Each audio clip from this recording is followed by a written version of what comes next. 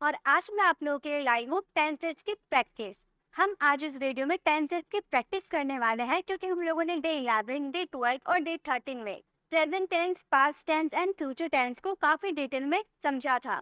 और आज के इस वीडियो में आपको पूरी प्रैक्टिस करवाने वाली हूँ कि अगर आपको प्रेजेंट, पास्ट और फ्यूचर में जरा सा भी दिक्कत हुआ होगा तो आज के इस वीडियो में 100% क्लियर हो जाएगी। जो आप टेंसेस को 2 महीने में भी सीख नहीं पाते हो, वो आज की इस वीडियो में आप पूरे अच्छी तरह से सीख जाओगे। मैं कुछ सेंटेंसेस को फ्रेम करके भी दिखाऊंगी और उससे ज्यादा मैं आपको एक्सरसाइज के लिए सेंटेंसेस दूंगी ताकि आप उन एक्सरसाइज को घर में प्रैक्टिस करोगे, फिर आपको टेंस में कोई टेंशन लेने की जरूरत ही नहीं पड़ेगी। टेंसेस के 2 महीने की कोर्स को आज ही आप पूरे तरह से खत्म कर दोगे। तो चलिए वीडियो को स्टार्ट करते हैं। तो सबसे पहले टेंस का मतलब क्या होता है, ये आप लोगों को पता है। टेंस का मतलब होता है काल। टेंस का मतलब काल, समय, या फिर टेंस हमारे काम को भी शो करता है। टेंस क्या शो करता है? जो हम काम करते हैं ना, काम कितना हुआ है, कि काम चल रहा है या काम खत्म हो चुका है या काम कोई समय से चल रहा है, ऐसे सारे सेंटेंसेस को भी कौन बताता है? टेंस बताता है। यानी कि टेंस शो करता है हमारे काम को, यानी कि वर्क को, और काल यानी कि समय, टाइम को भी हमारे कौन बताते हैं? टेंसेस बताते हैं।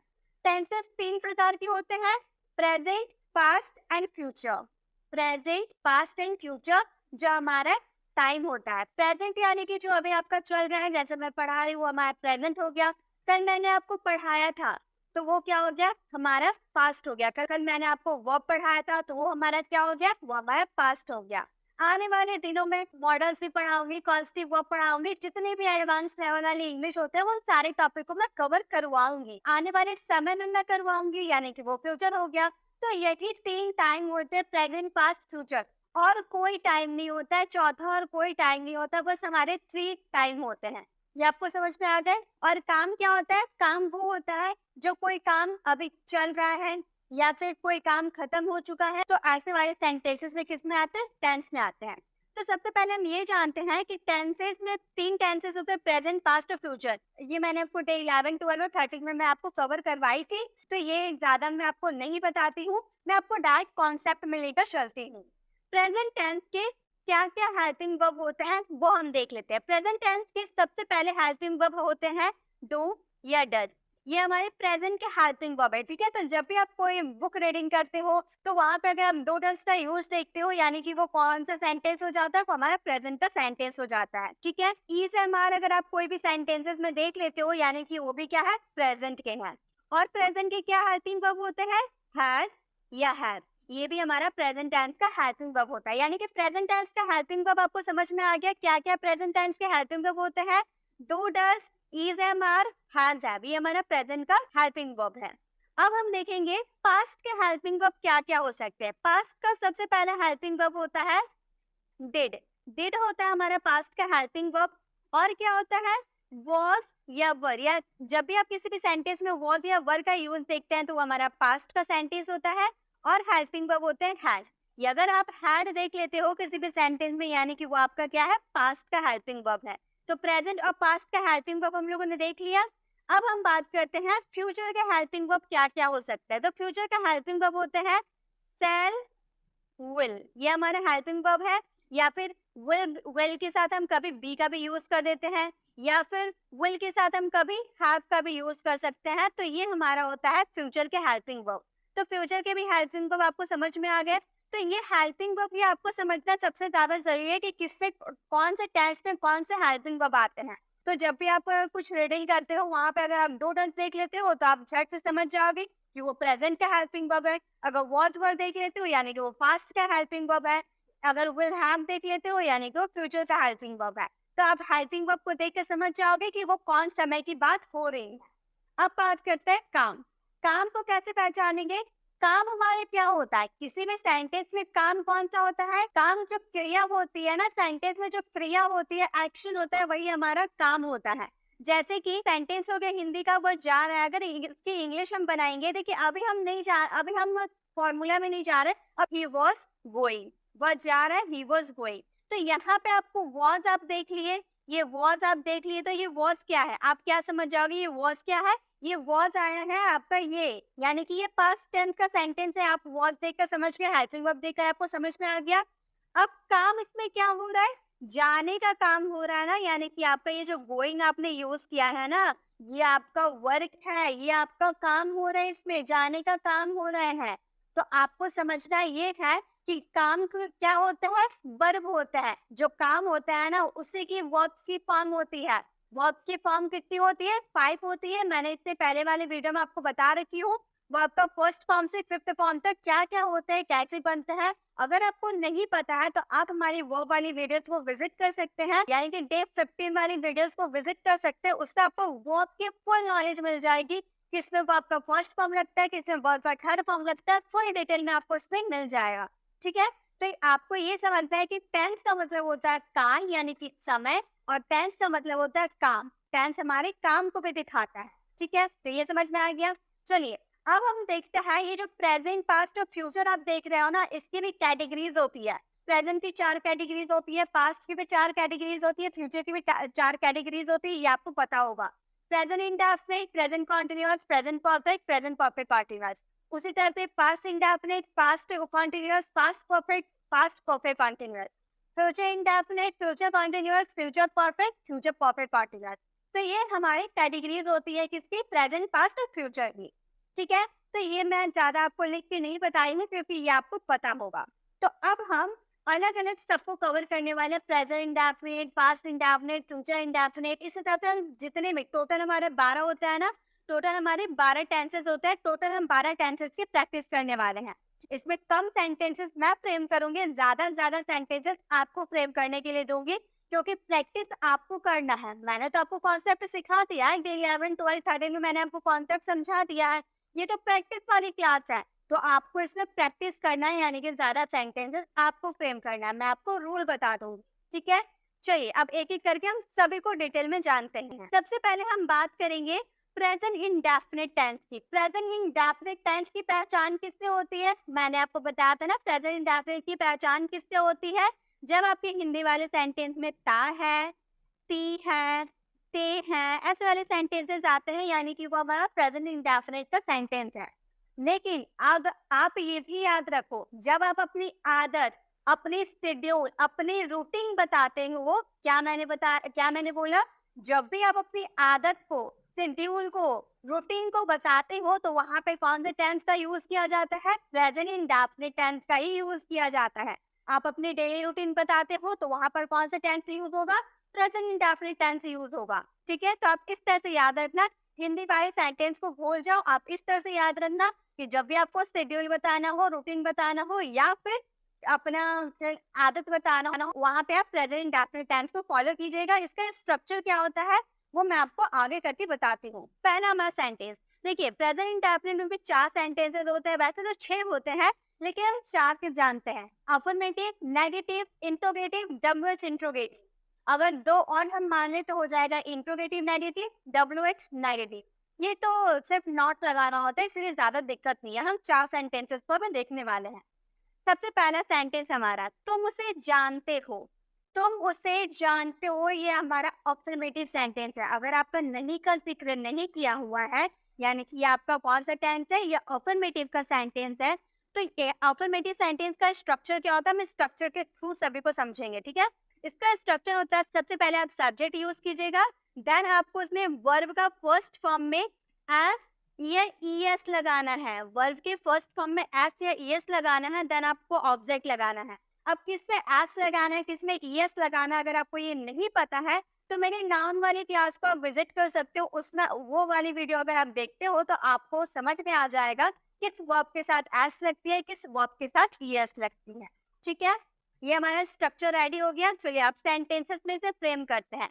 तुम उसे जानते हो, तुम यानी कि यू, ये तो बहुत ही कॉमन है, ये तो सबको पता है। तुम यानी कि यू, आई यानी कि मैं, ही यानी कि वह। तो यू हमारा सेकंड पर्सन होता है, थर्ड पर्सन नहीं होता है। तो यू के साथ हमें क्या लगाना है?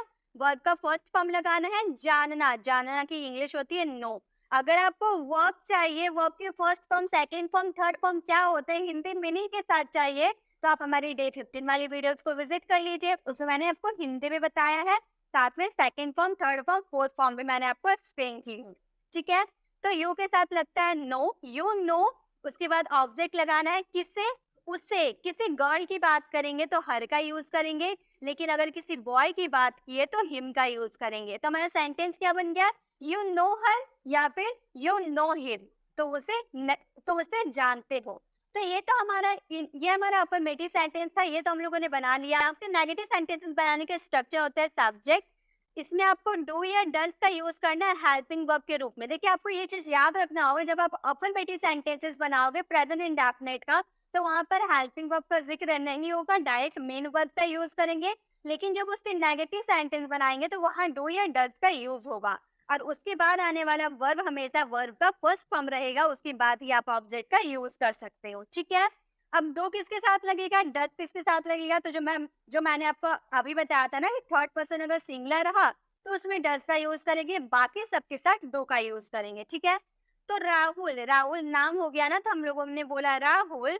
राहुल क्या है, राहुल किसी थर्ड पर्सन की हम बात करें ना कि राहुल मेरे साथ पढ़ता है, वहां जो राहुल खड़ा है ना वो हमारे साथ पढ़ता है, तो ना बोलने वाला ना सुनने वाला थर्ड पर्सन होता है। कौन, किसी थर्ड पर्सन की आप बात कर रहे हो ना, यानी कि वहां पर क्या यूज करेंगे, डज का यूज करेंगे थर्ड पर्सन के साथ। तो बोलेंगे राहुल डज, यहाँ पे नहीं की बात करेंगे, राहुल मेरे साथ नहीं पढ़ता है, यहाँ पर नहीं होगा, राहुल मेरे साथ नहीं पढ़ता है, हम नेगेटिव सेंटेंस बना रहे, तो यहाँ पे नॉट का यूज करेंगे। हम बोलेंगे राहुल डज नॉट पढ़ता, यानी कि स्टडी का यूज करेंगे। राहुल डज नॉट स्टडी किसके साथ, मेरे साथ, यानी कि विद मी। तो हमारा सेंटेंस बन गया Rahul does not study with me, Rahul मेरे साथ नहीं पढ़ता है। अब इसके इंट्रोगेटिव सेंटेंस को बनाते हैं, जैसे क्या वह खेलता है। इसका स्ट्रक्चर कैसे बनाएंगे, सबसे पहले आपको डू या डज हेल्पिंग वर्ब का यूज करना है, देन आप इसमें सब्जेक्ट का यूज कीजिएगा, देन वर्ब का first form and the last object. कैसे बनाएंगे, चलिए बना के देखते हैं। चलिए कैसे बनाएंगे इसे बना के देखते हैं। सबसे पहले क्या है, यानी कि डू या डज का यूज करना है, लेकिन कैसे पहचानेंगे डू का यूज करना है या डज का यूज करना है, तो वो सब्जेक्ट के अकॉर्डिंग। सब्जेक्ट क्या है, ही, किसी बॉय की बात करें तो किसी बॉय की बात करें वो थर्ड पर्सन हो गया, और थर्ड पर्सन के साथ डज का यूज होता है, तो हम बोलेंगे डज, उसके बाद सब्जेक्ट यूज करना ही, खेलना यानी कि प्ले। तो हमारा सेंटेंस क्या बन गया, डज ही प्ले, क्या वो खेलता है, डज ही प्ले। नेक्स्ट है हमारा तुम चोर होती हो, ये हमारा WH वाला है। WH वाले सेंटेंसेस को बनाने के लिए स्ट्रक्चर होते हैं WH फैमिली वर्ड, देन आप इसमें डू या डज का यूज कीजिएगा, देन आप सब्जेक्ट यूज कीजिएगा, देन वर्ब का first form and the last object. ठीक है। इसकी कैसे सेंटेंसेस बनाएंगे, WH आपको कौन सा है, आपको ये पहचानना, तुम चोर होती हो, यहाँ पे क्वेश्चन आप पूछ रहे हो ना, तो क्यों वाले क्वेश्चन पूछ रहे हो ना, और क्यों के लिए कौन से WH फैमिली वर्ड्स का यूज होता है, वाई का यूज होता है। ठीक है। तो हम बोलेंगे वाई, उसके बाद डू लगाना है या डज लगाना है, वो आपके सब्जेक्ट का अकॉर्डिंग, आपका सब्जेक्ट तुम है, तुम के साथ डू लगता है तो डू का यूज करेंगे।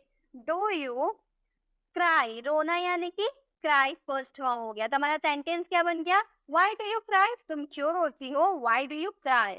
तो इस तरह से प्रेजेंट इंडेफिनिट के सेंटेंसेस बनते हैं।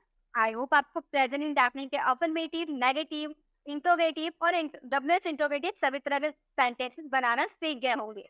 गाइस, आपका कमिंग वीडियोस में देखने को मिलता है जहां पर आपको चारों तरह के सेंटेंसेस बना के दिखाया जाता है, present, affirmative, negative, interrogative, WH interrogative, एक साथ आपको जल्दी सीखने को नहीं मिलता है, और मैं आप लोगों के लिए एक साथ सभी तरह के सेंटेंसेस को लेकर आई हूँ, ताकि आप एक बार में ही सारे टेंसेस को अच्छे से क्लियर कर लो, उसके बाद आपको कोई डाउट ही नहीं रहेगी। जो आप 2 महीने तक रट रट कर सीखते हो, ज्यादा पैसे देकर सीखते हो, वो आज की इस वीडियो में आप फ्री में सीख जाओगे, घर बैठे ही सीख जाओगे।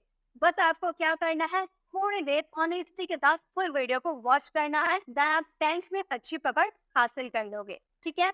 और आपको तो पता है हमारी 75 डेज की ये स्पीकिंग कोर्स स्टार्ट हो चुकी है, और हम लोगों ने डे 1 से डे 15 तक अलग अलग टॉपिक को कवर किया है, और हम लोग ने डे 11, 12 और 13 में टेंसेस को कवर किया था, जो आज की इस वीडियो में हम उसकी प्रैक्टिस करने वाले हैं, क्योंकि हम संडे को हमेशा प्रैक्टिस करते हैं, और आज है संडे और आज हम इसकी प्रैक्टिस करेंगे। ठीक है। अगर आपको वीडियो अच्छी लग रही है तो वीडियो को लाइक भी कर दे, क्योंकि आप लोगों के लाइक से हमें पता चलता है कि आपको वीडियो कैसी लगती है। तो मैंने आपको प्रेजेंट इंडेफिनिट के बता दिए कैसे बनता है सेंटेंसेस, सेम पास्ट के भी बनते हैं, लेकिन थोड़े हेल्पिंग वर्ब चेंज होता है, इसलिए मैं आपको रूल बता दूंगी, बट सेंटेंसेस को फ्रेम करना आपका काम रहेगा। मैं आपको रूल लिखकर यहाँ पर बता देती हूँ, लेकिन सेंटेंसेस आपको बनाने हैं, ठीक है। जैसे मुझे मेरे भाई ने बुलाया, ये हमारा अफर्मेटिव सेंटेंस है ना। इसकी पहचान कैसे की जाती है? किया, गया, सोया, खाया, पिया, नाचा, ऐसा वाले सेंटेंस जिसमें या ई वाला सेंटेंसेस आता है ना, ठीक है, पास्ट वाले सेंटेंसेस। तो इस स्ट्रक्चर, जितने भी मैंने आपको 4 स्ट्रक्चर बताए, इसे स्ट्रक्चर में आपको अपने सेंटेंसेस को फ्रेम करना है और इसका आंसर आपको कमेंट बॉक्स में देना है। मैंने आपको प्रेजेंट टेंस में इसीलिए बताया ताकि आप पास्ट और फ्यूचर बहुत ही आसानी से बना सको। मैं ज्यादा सेंटेंसेस आप लोगों के लिए इसीलिए लाई हूँ प्रैक्टिस के लिए, ताकि आप इसे अच्छे से नोट कर लें और मुझे इसका आंसर कमेंट बॉक्स में जरूर दें। इससे आपकी प्रैक्टिस हो जाएगी। अब अगर आपके कोई सेंटेंसेस रॉन्ग होते हैं तो मैं आपको फिर से वो समझाने के लिए जरूर ये वीडियो लेकर आऊंगी, ठीक है। चलिए, हमारे पास्ट इंडेफिनिट को भी हम लोगों ने समझ लिया, आपको फ्रेम करने हैं सारे सेंटेंसेस। अब हम फ्यूचर वाले सेंटेंसेस को देखते हैं। फ्यूचर में क्या होता है? फ्यूचर की पहचान किससे की जाती है? गा, गे, गी। अगर आपके सेंटेंस में जाएगा, वो खाएगा, वो नाचेगी, वो गाएगी, ऐसे वाले सेंटेंसेस किसमें आते, जिसके लास्ट में गा, गे, गी आते, वो हमारे होते हैं फ्यूचर इंडेफिनिट टेंस, ठीक है। अब इसके स्ट्रक्चर क्या आते हैं? स्ट्रक्चर हम देखते हैं। मैं वहां जाऊंगा, इसे भी आपको फ्रेम करना, मैं आपको सिर्फ स्ट्रक्चर बताऊंगी। मैं प्रेजेंट वाले सारे बताऊंगी, आपको पास्ट और फ्यूचर के सारे सेंटेंसेस को फ्रेम करना है, ठीक है। तो फ्यूचर इंडेफिनिट के भी यही स्ट्रक्चर होता है। इसे स्ट्रक्चर को फॉलो करते हुए आपको ये सारे सेंटेंसेस को फ्रेम करना है। मैं वहां जाऊंगा, मैं नहीं पढ़ूंगा, क्या तुम बोलोगे? वह कहाँ जाएगा। इन सब सेंटेंसेस को फ्रेम करके इसका आंसर आपको कमेंट बॉक्स में करना है। अगर आपको कोई डाउट होता है तो आप कमेंट बॉक्स में हमसे पूछ सकते हैं। अब हम बात करेंगे प्रेजेंट कॉन्टिन्यूअस टेंस की। प्रेजेंट कॉन्टिन्यूअस टेंस को मैं फ्रेम करूंगी, देन पास्ट और फ्यूचर को आप फ्रेम करना। कोई काम कंटिन्यू चलता है तो वहां पे आपको क्या यूज करना है? प्रेजेंट कॉन्टिन्यूअस टेंस को यूज करना है। वह जा रहा है, वह खा रहा है, वह सो रही है, वह पापा जा रहे हैं, यानी कि रहा है, रही है, रहे हो, ऐसे वाले सेंटेंसेस प्रेजेंट कॉन्टिन्यूअस टेंस में आते हैं। इसके स्ट्रक्चर क्या होते हैं? वह जा रहा है, ये हमारा अफर्मेटिव सेंटेंस है। सबसे पहले आपको सब्जेक्ट यूज करना है, देन इसमें क्या यूज कीजिएगा? Is, am, are. अगर आप कंटिन्यूटी की बात करते हो इज, एम, आर में से किसी एक का यूज करेंगे। देन वर्ब का फोर्थ फॉर्म, अगर आपका कोई काम कंटिन्यू चलता है तो वर्ब का फोर्थ फॉर्म लगता है, उसके बाद ऑब्जेक्ट लगती है, ठीक है। इसके सेंटेंसेस कैसे बनते हैं, वर्ब के फोर्थ फॉर्म कैसे बनते हैं, ये मैंने आपको समझाया था। वह यानी कि किसी बॉय की बात करेंगे तो ही का यूज करेंगे, और थर्ड पर्सन के साथ इज लगता है, आई के साथ एम लगता है, प्लूरल नाउन हो गया उसके साथ आर लगता है, ठीक है। तो ही हमारा सिंगुलर है तो इज लगाएंगे ही के साथ, बोलेंगे ही इज, जाना यानी कि गो में अगर फोर्थ फॉर्म यूज करेंगे तो गोइंग हो जाएगा। ही इज गोइंग, वह जा रहा है, ही इज गोइंग। नेक्स्ट, अगर नेगेटिव सेंटेंस की बात करें तो सबसे पहले सब्जेक्ट यूज करना है। देन आप इसमें इज, एम, आर का यूज तो कीजिएगा क्योंकि आप कंटिन्यूअस टेंस की बात कर रहे हैं। देन आपको इसमें नेगेटिव है तो नॉट का यूज करना है, वर्ब का fourth form and the last object. इसके सेंटेंसेस कैसे बनते हैं? रिया नहीं बोल रही है, रिया हमारी थर्ड पर्सन सिंगुलर हो गई तो रिया के साथ इज लगाएंगे, तो बोलेंगे रिया इज नॉट, नहीं यानी कि नॉट। वर्ब का फोर्थ फॉर्म बोलना यानी कि स्पीक, स्पीक में आईएनजी लगा देंगे तो स्पीकिंग हो जाएगा। तो हमारा सेंटेंस क्या बन गया? रिया इज नॉट स्पीकिंग, रिया नहीं बोल रही है। नेक्स्ट, अगर इंट्रोगेटिव सेंटेंस की बात करें तो इंट्रोगेटिव सेंटेंसेस बनाने के लिए इज, एम, आर आपका हेल्पिंग वर्ब के रूप में यूज होगा। देन आप इसमें सब्जेक्ट का यूज कीजिएगा, देन वर्ब के fourth form and the last आपको ऑब्जेक्ट का यूज करना है। इसका स्ट्रक्चर कैसे होगा, इसका सेंटेंस कैसे फ्रेम होगा? सबसे पहले क्या वह सो रही है, तो वह यानी कि किसी गर्ल की आप बात करो, गर्ल के साथ इज लगता है क्योंकि गर्ल थर्ड पर्सन सिंगुलर होती है, तो बोलेंगे is she sleeping, is she sleeping, क्या वह सो रही है, इज सी स्लीपिंग। इस तरह से हम सेंटेंस बनाएंगे। अगर WH की बात करेंगे, WH के लिए सबसे पहले आपको WH फैमिली वर्ड्स का यूज करना है। देन आप उसमें इज, एम, आर तीनों में से किसी एक का यूज कीजिएगा, देन सब्जेक्ट, देन वर्ब का fourth form and the last आपको ऑब्जेक्ट का यूज करना है, ठीक है।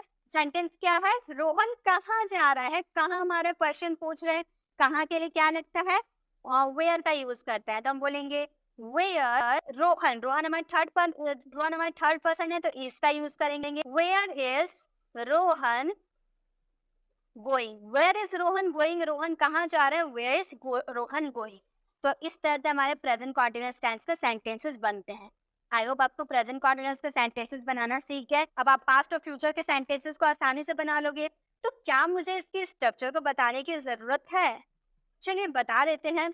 अगर आप पास्ट कॉन्टिन्यूअस टेंस की बात करें तो इसमें was वर्ब का यूज किया जाता है, मतलब पास्ट में आपका कोई काम कंटिन्यू चलता है। इसका स्ट्रक्चर अफर्मेटिव सेंटेंसेस का स्ट्रक्चर होता है सब्जेक्ट, देन आप इसमें was या वर का यूज कीजिएगा as a helping verb, then आप इसमें वर्ब का फोर्थ फॉर्म का यूज कीजिएगा एंड द लास्ट ऑब्जेक्ट। बिल्कुल प्रेजेंट की तरह इसका यूज किया जाता है, एकदम डिट्टो।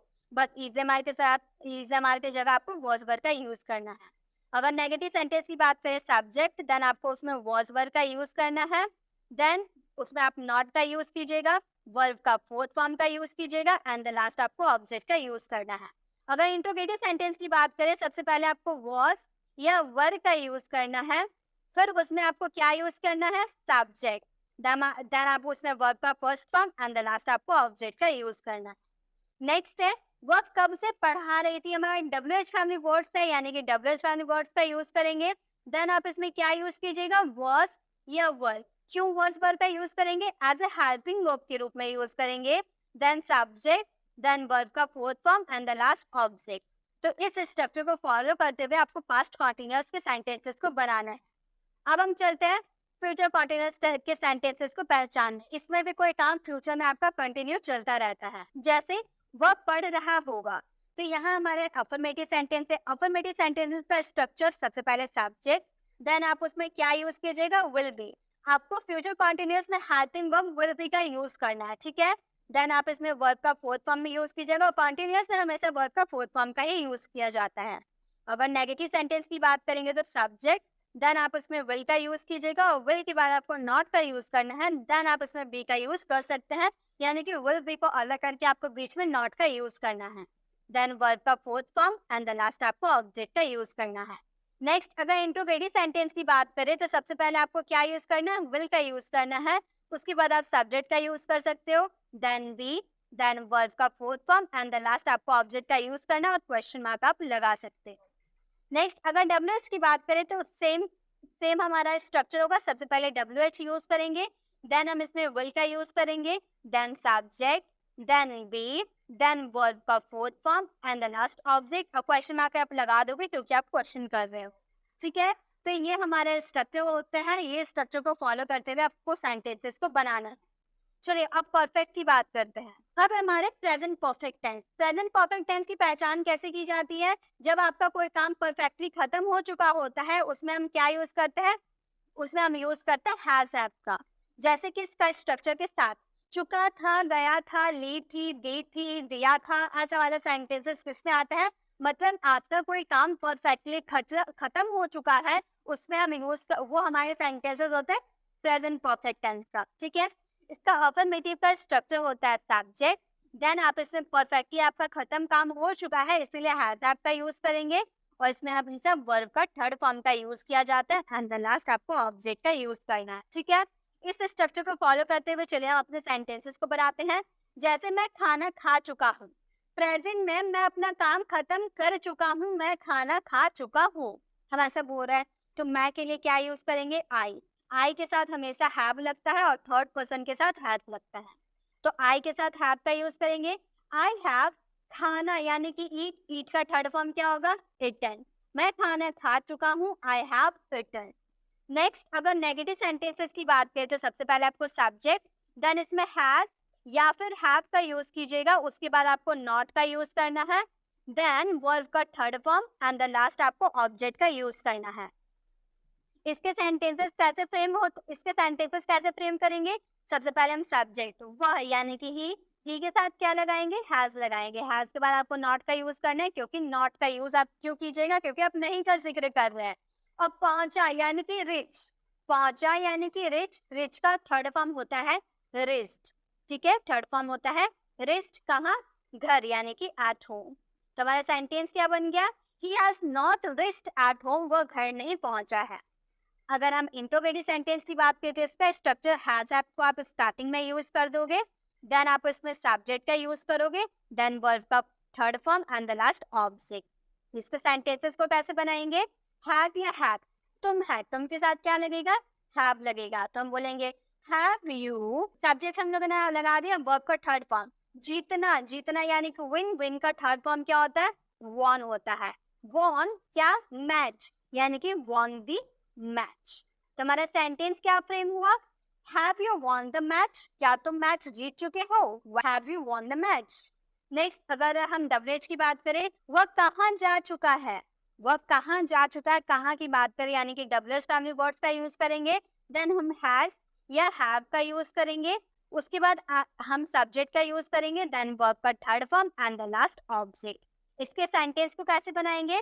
सबसे पहले आपको WH फैमिली वर्ड कहाँ के लिए वेयर का यूज करना है। आप बोलिएगा वेयर, वेयर हैज लगाए ना हैव लगाए, वह यानी कि किसी बॉय की बात करें तो क्या लगाएंगे?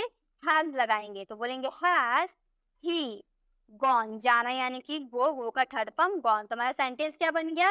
वेयर हैज ही गॉन, वह कहाँ जा चुका है। तो प्रेजेंट परफेक्ट कैसे सेंटेंसेस बनते हैं, स्ट्रक्चर के साथ हम लोगों ने देख लिया। पास्ट परफेक्ट के स्ट्रक्चर क्या होते हैं वो हम देख लेते हैं। जब पास्ट में अगर कोई काम आपका परफेक्टली खत्म हो चुका होता है तो वहां पे हम क्या यूज करते हैं? वहां पे हम हैड का यूज करते हैं पास्ट परफेक्ट टेंस में। जैसे इसका अफर्मेटिव सेंटेंस का स्ट्रक्चर क्या होता है? सबसे पहले सब्जेक्ट आप यूज कीजिएगा, हैड का यूज कीजिएगा पास्ट परफेक्ट में एज अ हेल्पिंग वर्ब के रूप में, देन वर्ब का third form and the last object. Had का यूज आप सभी सब्जेक्ट के साथ कर सकते हो। अगर नेगेटिव की बात करें तो सबसे पहले सब्जेक्ट, देन हैड का यूज कीजिएगा, उसके साथ आपको नॉट का यूज करना है, देन वर्ब का third form and the last आपको ऑब्जेक्ट का यूज करना है। अगर इंट्रोगेटिव सेंटेंस की बात करोगे तो हैड का यूज करोगे, देन सब्जेक्ट, देन वर्ब का third form and the last आपको ऑब्जेक्ट का यूज करना और क्वेश्चन मार्क आपको जरूर लगानी है, ठीक है। अगर WH की आप बात करते हो तो सबसे पहले आपको WH फैमिली वर्ड्स का यूज करना है, देन आप उसमें हैड का यूज कीजिएगा, देन सब्जेक्ट, देन वर्ब का थर्ड फॉर्म, ऑब्जेक्ट यूज कीजिएगा, उसके बाद आप क्वेश्चन मार्क लगा दीजिएगा। ये आपके होते हैं पास्ट परफेक्ट के सेंटेंसेस। इसी स्ट्रक्चर को फॉलो करते हुए बनाए जाते हैं। फ्यूचर के भी देख लेते हैं, फ्यूचर के स्ट्रक्चर क्या होता है। फ्यूचर में अगर आपका कोई काम परफेक्टली खत्म हो चुका होगा तो वो हमारे फ्यूचर परफेक्ट के सेंटेंसेस होते हैं। अफर्मेटिव सेंटेंसेस को बनाने का स्ट्रक्चर होता है सब्जेक्ट, और इसमें विल हैव का यूज कीजिएगा एज अ हेल्पिंग वर्ब, ठीक है। विल हैव का यूज करेंगे, देन आप इसमें वर्ब का थर्ड फॉर्म यूज करेंगे एंड द लास्ट आप ऑब्जेक्ट का यूज करेंगे, ठीक है। अगर हम इसके नेगेटिव सेंटेंस की बात करेंगे तो सब्जेक्ट का यूज करेंगे, और नॉट लगाने के लिए आपको विल हैव को अलग करके बीच में नॉट का यूज करना है, उसके बाद हैव लगानी है, ठीक है। तो हमारा सेंटेंस बन गया subject plus will not have plus verb का थर्ड फॉर्म, उसके बाद आप ऑब्जेक्ट लगा सकते हो, ठीक है। अगर इंट्रोगेटिव बनाओगे तो सबसे पहले विल यूज कीजिएगा, देन आप उसमें क्या यूज कीजिएगा? सब्जेक्ट, उसके बाद आप हैव का यूज कर सकते हैं, देन वर्ब का थर्ड फॉर्म, देन ऑब्जेक्ट, उसके बाद आपको क्वेश्चन मार्क लगाना है। अगर WH की बात करें तो सेम इंट्रोगेटिव जैसा बनेगा, पहले आपको WH यूज करना है, देन आप उसमें विल का यूज कीजिएगा, then subject, then have, then उसमें वर्ब का थर्ड फॉर्म यूज कीजिएगा, उसके बाद ऑब्जेक्ट एंड द लास्ट आपको क्वेश्चन मार्क यूज करना है। तो ये हो गया हमारे फ्यूचर परफेक्ट टेंस के स्ट्रक्चर। आई होप आपको स्ट्रक्चर समझ में आ गए। अब इसी स्ट्रक्चर को फॉलो करते हुए आप अपनी सेंटेंसेस को बना सकते। इसी के साथ हम लोगों ने टोटल 9 टेंसेस को कवर कर लिया है। अब हमारे 3 टेंसेस बचते हैं। वो ज्यादा इंपॉर्टेंट होते तो नहीं है, लेकिन हम सीख लेते हैं क्योंकि थोड़े बहुत इंपॉर्टेंट होते हैं। थोड़े बहुत सेंटेंसेस इसको देखने को मिलते हैं, ज्यादा देखने को नहीं मिलते हैं। तो कॉन्सेप्ट हम समझ लेते हैं कि कॉन्सेप्ट होते क्या है। प्रेजेंट परफेक्ट कॉन्टिन्यूअस टेंस मतलब इसमें कोई काम आपका परफेक्टली खत्म हो चुका है और फिर से वो चल भी रहा है। ऐसे सेंटेंसेस में क्या यूज कर, ऐसे सेंटेंसेस कौन से सेंटेंसेस होते हैं? प्रेजेंट परफेक्ट कॉन्टिन्यूअस के सेंटेंसेस होते हैं। इसका स्ट्रक्चर, अफर्मेटिव सेंटेंसेस को बनाने का स्ट्रक्चर आप ध्यान दीजिए। सबसे पहले सब्जेक्ट, देन आपको इसमें यूज करना है हैज या हैव का यूज करना है, क्योंकि आप परफेक्ट की बात कर रहे हो ना, इसीलिए। देन आप इसमें बिन का यूज कीजिएगा, देन वर्ब का फोर्थ फॉर्म, देन इसमें आपको ऑब्जेक्ट का यूज कर देना, ठीक है। ऑब्जेक्ट का यूज कीजिएगा अगर आपका ऑब्जेक्ट है तो। उसके बाद आप इसमें सिंस या फिर फोर का यूज कर दीजिएगा, सिंस या फोर का यूज कर दीजिएगा। देन आप इसमें जो भी आपका टाइम मेंशन करना होगा आप वो टाइम को मेंशन कर सकते हैं। तो मैं आपको बस एक स्ट्रक्चर दूंगी, बस आपको वो स्ट्रक्चर देखकर नेगेटिव, इंट्रोगेटिव और WH को खुद से बनाना है। स्ट्रक्चर हो गए, सबसे पहले आपको सब्जेक्ट यूज करना है, देन ये आपका फ्यूचर है। फ्यूचर के लिए आपको क्या यूज करना है?